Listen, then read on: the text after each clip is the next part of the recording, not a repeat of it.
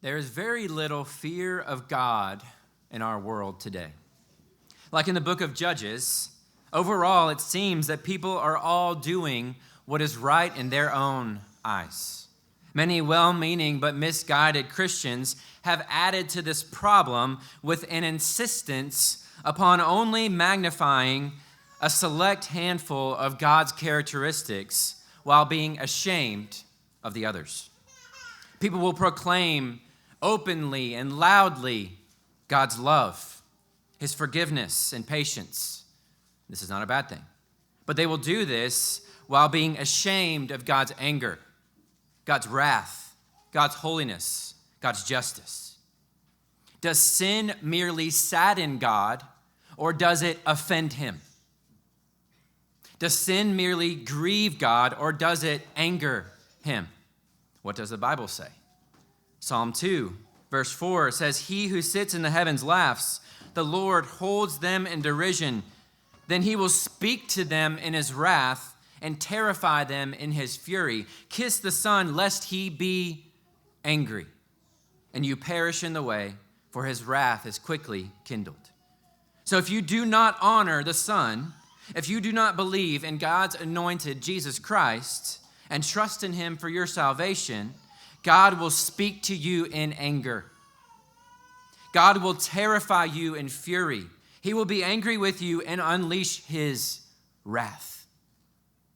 Psalm 7:11 says, "God is a righteous judge and a God who feels indignation every day.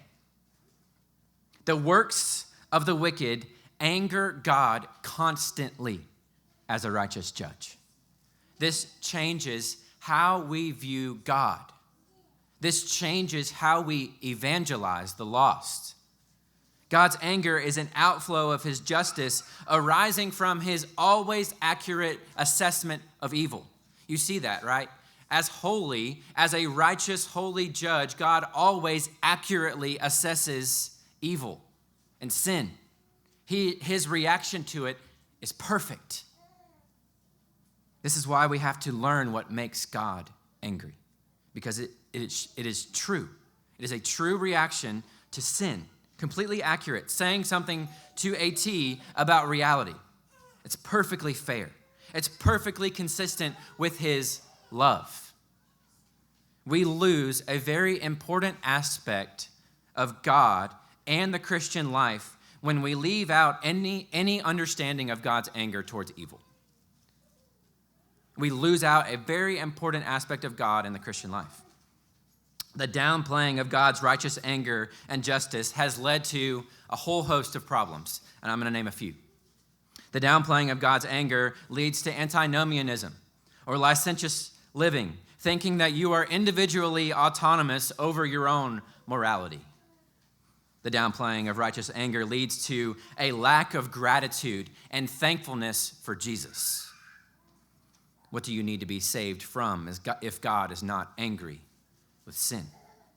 The downplaying of God's anger leads to generations of people who seek comfort more than they seek to do what is right.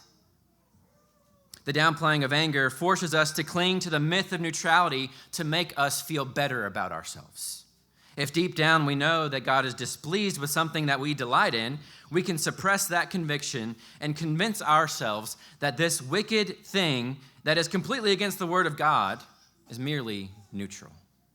Not that big of a deal if we're all under grace, right? The downplaying of anger leads to clinging to forgiveness while despising change. The downplaying of divine anger leads to us clinging to forgiveness while despising the transforming grace that God also offers to us. If we have no category for the displeasure God has for sin, if we do not remember that our sin is against God, then why change?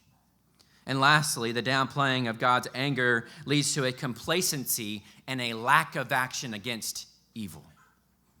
And that's what I believe that we are seeing all across our land today, is complacency and a lack of action in the face of evil. If God is not angry at sin and evil, then why should we be? If God is not angry, then why should we take action? You see, God is angry. And it is not an anger like ours. It's not mixed with sin and false judgments. It's holy and perfect. We can proclaim this boldly and lovingly. And we should proclaim this boldly and lovingly because this opens the door to the cross. This opens the door to Jesus Christ. The righteous anger that everybody deserves for their sins was poured out in full fury upon Jesus. Jesus did everything necessary to make God's anger go away. Jesus did everything necessary to make God pleased with you. Will you turn to him? He will not be pleased with you apart from Christ. But when united to Christ, you cannot lose his favor. You see that? When you don't have Christ, all you have is God's wrath. All you have is his anger. But when you are united to Christ, there is nothing that you can do to lose God's favor. And so these two things need to be what we live by and what we proclaim as whole Bible-believing Christians. As we continue to prepare our hearts for confession, let's stand and sing together.